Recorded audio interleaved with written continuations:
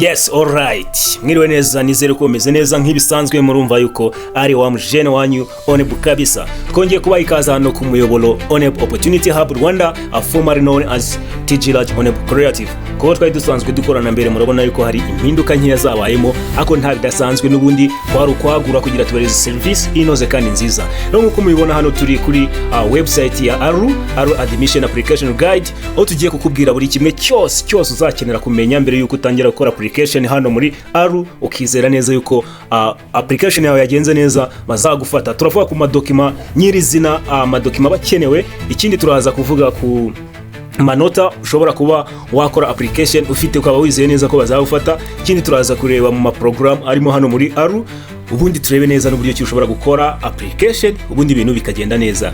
Rero tudatinze, nakwibutsa gukora subscribe niba ari bwo bwa mbere ugeze hano kuri umuyoboro, comment, share, ndetse nugira ikibazo tubaza uratwandikira kuri nimero tuza kubasigira mbere uko video irangira, ako umuntu yanayiguhereza kugira uze kuba uyifite igihe udasoje video uze kuba watwandikira aho ugeze wumva hari ikibazo. Nimero ni 0727715042. Yes, kandi ibindi byose nizere yuko bigenda neza gatanu ku kandi tubaza tugasobanurirwa. Rero hano murabona yuko ALU ubundi application zayo igira January intake, aho January intake abakoze application ubu ngubu barimo baritegura kujya ku ishuri. Hakaza May intake murabona yuko application ifunguye, tukagira na September intake nayo izafungura kugeza mu kwa karindwi. Urumva yuko ALU ni nkaho umwaka wose urangira ifunguye, amarembo yakira abanyeshuri arabasoje mbere n'abasoje uyu mwaka mwese ALU iba ibakira. Rero hano murabona yuko tuba dufite hano muri ALU dufite Bachelor of Software Engineering BSAE, tukagira Bachelor of Entrepreneurial Leadership BER, tukagira Bachelor in Honors International Business and Trade IBT. Rero aya niyo ma combination tugira hano muri ALU hano kuri campus dufite hano mu Rwanda. Urumva rugiye gukora application hano wakora application muri ama combination, kandi buri wese aba yemerewe gukora application haba uwize muri basic education cyase TVET, kuko urabona rwose ALU ni broad kandi itanga amahirwe menshi cyane, kandi uwo bafashe rwose aba atandukanye no kubaho nabi, ubuzima baba buhindutse. Rero muri ALU uburyo bigenda iyo winjiye ugiye gukora application, ubwo no kuvuga ngo dusuppose uraje uhita ufungura hano kuri apply for May, yes, cyase ugakanda no September, wowe bahita bakuzanira agafomu kameze gutya, ugashira amazina yawe, email, ukuzino myirondoro yose. Urabona ni ibintu bisanzwe bitagoye, warangiza ukaza ukemeza. Hano hari pass baba bagushiriyeho, ukasolving utubazo tuba duhari. Ikindi gikurikiyeho ucreatinga password, ukanayiconfirm, ukaverifya email, ubundi ugahita ujya kuri application nyirizina ariho tugiye kubereka muri application guide uburyo bigenda. Yes, mwibutsa yuko gukora application mbere yuko wumva neza, ukabanza wumva neza application uburyo ikorwa, ukabanza wabaza bayikoze mbere ukumva uburyo byagenze, aricyo cy'ingenzi kuko bigufasha kumenya amadokima ugomba kugira iki gutegura. Rero hano urabona yuko ibikenewe hano kuri general minimum requirements dufite hano completion of secondary school. Birumvikana ugomba kuba warasoje secondary school kugira ube wakwapplyinga ugiye kwiga hehe muri ALU. You must have completed your final national secondary school examination. You must hold recognized A-level equivalent certificate. Nk'iriya certificate baduhereza muri neza ugomba kuza kubifite. Ugomba kuba ufite B2 English proficiency. Hano ino proficiency certificate utayifite nta kibazo, urapplyinga iyo application wayikoze neza bakagufata. ALU ihita igutumira kujya gukora exam yabo, baba bagize iki, baba bateguye iyi exam, uriyandikisha ukagenda kuri campus yabo ukayikora. Iyo ugize amanota 60 gusubira hejuru kabisa, scholarship uba wayibonye. Rero hano kuri programs specific requirement, ibi ni ibintu bigiye bikenewe muri program runaka. Kuri Bachelor of Entrepreneurial Leadership, minimum of 3A level subject, yes, or equivalent. Ubwo nukuvuga ngo C average or above across the 3 subject. Nukuvuga ngo ugomba kuza kuba ufite nibura C average for or above ubwo A and B mu masomo atatu wize. Noneho at least one core subjects such as mathematics, integrated science, biology, hano chemistry, physics, history, sociology, economics, geography, English literature, and entrepreneurship. Ari ni nkayo masomo baba bavuga wakagombye kufitemo ariya manota. Rero tugiye kuri Bachelor of International Business and Trade, IBT, nibura ugomba kufite amanota 60 in mathematics and computer related subject. Ugiye kwiga iki international business and trade, ukaba ufite amanota 60 mu mibare, 60 muri computer related subject. Ubwo ni nko ku bantu bize mese birumvikana. Hano uhita ukora iki application wihuse. Tuza tukagira hano indirect route equivalence. Hano amanota 65 kuzamura muri biology and physics nayo aba ariyo akenewe plus 60 kwijana pass in ALU International Math Text. Hano bahita baguhereza na examen imibare aho ugira amanota 60 n'ubundi ahasigaye ugasimbuka ugahita ugenda. None muri Bachelor of Software Engineering naho uza kuba ufite amanota 60 muri math, yes, kuzamura. Urabona yuko amanota rwose muri rusange ni nk'amanota 60, fatizo ntabwo ibintu biza kuba bigoye. Hano kuri kwa documents must be uploaded, amadokima uzakenera kugira iki kwa uploading. Hano National Examination Transcript ugurumva ugomba kuza kuba ufite certificate yawe ya secondary school, yes, ugomba kuza kuba ufite, ugomba kuza kuba ufite hano passport photo, ugomba kuba ufite national ID, ukagira na birth certificate. Hano urumva ni ibintu bitagoye, byose ibingibi kubibona rwose ntabwo bigoye, biroroshye.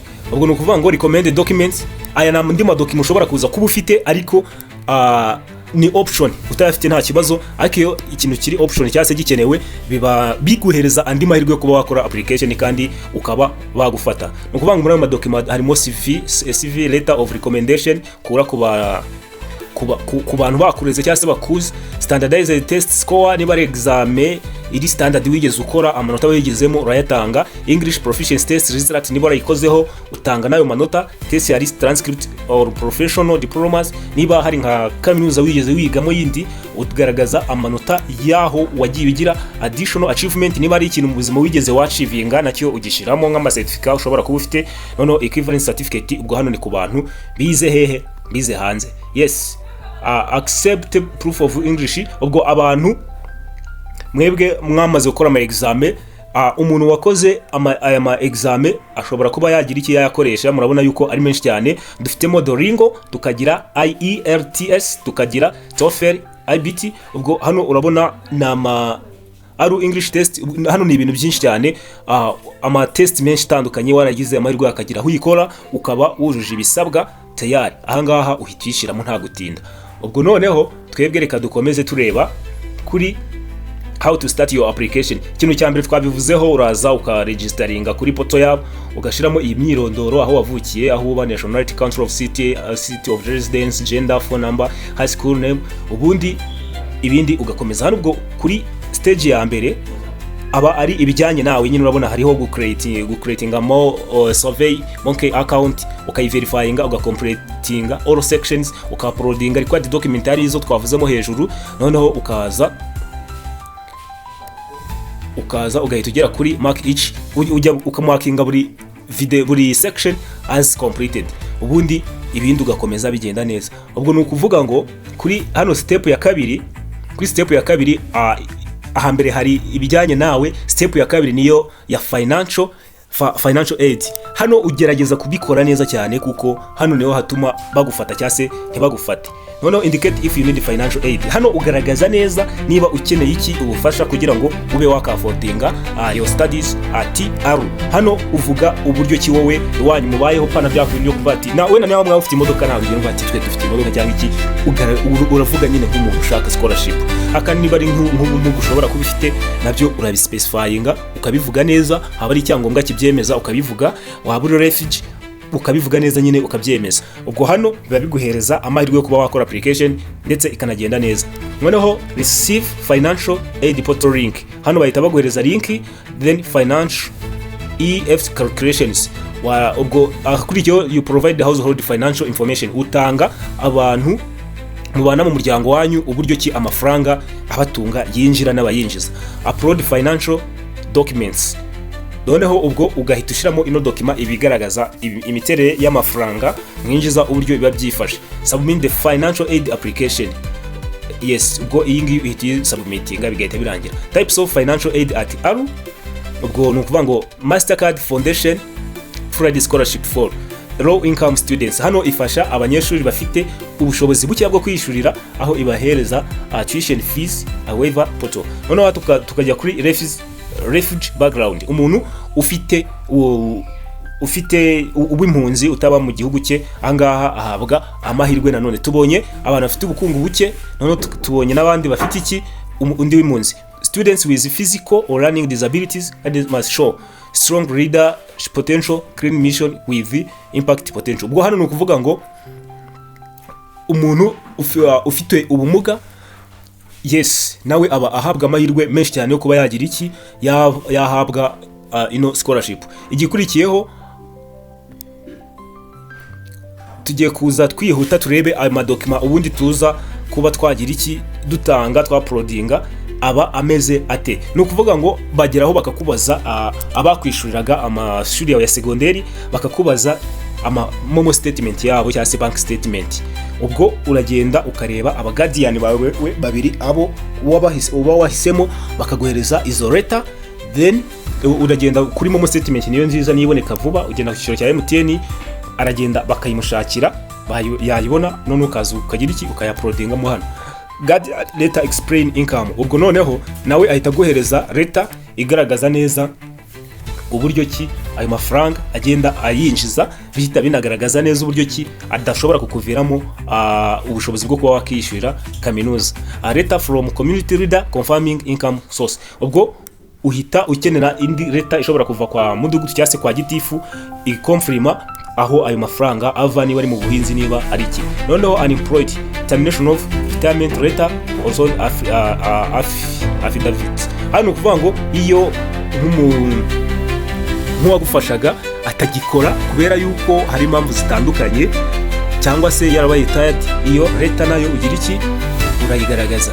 Then hano bank or momo statement na sponsor letter n'ibyo twavuzeho hejuru.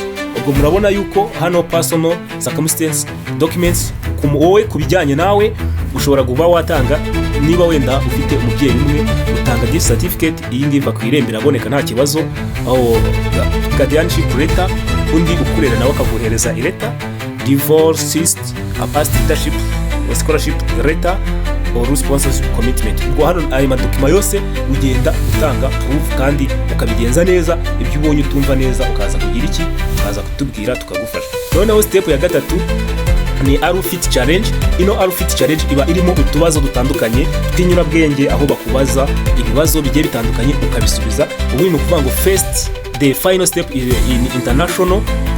financial aid application process, you must complete it in one sitting with a stable internet connection. Ugomba kuba ufite internet, yes, kandi wicaye ahantu hamwe ukabisubiza byose bikarangira, kuko ntabwo bivaho ngo ngire kubisubiraho. Hari biba biri timed section ifite iminota 8, ibindi bikaza kuba untimed section ifite iminota 10 kugera kuri 12, ukabisubiza neza cyane. Intego baba bafite ni to help ALU understand your mindset, value and alignment with the ALU model.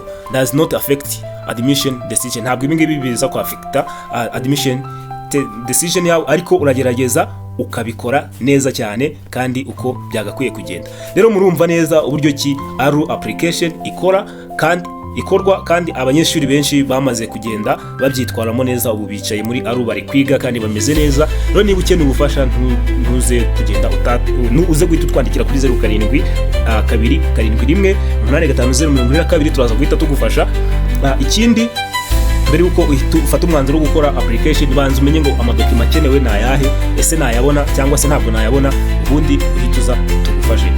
Mwibutsa gukora subscribe niba ari ubwa mbere ugeze ku muyoboro ONEBU Opportunity Hub Rwanda, ubundi usharinga amakuru ku bantu bayakeneye, kugira ngo dukomeze kugenda tubana gatandatu, kandi twebwe twabwiye yuko inshingano zacu ari kubashakira amahirwe aho aherereye asigaye tukabahuza nayo, kandi ibyishimo byacu ni ukubona yuko ibyo mwari mwifuje byagenze neza.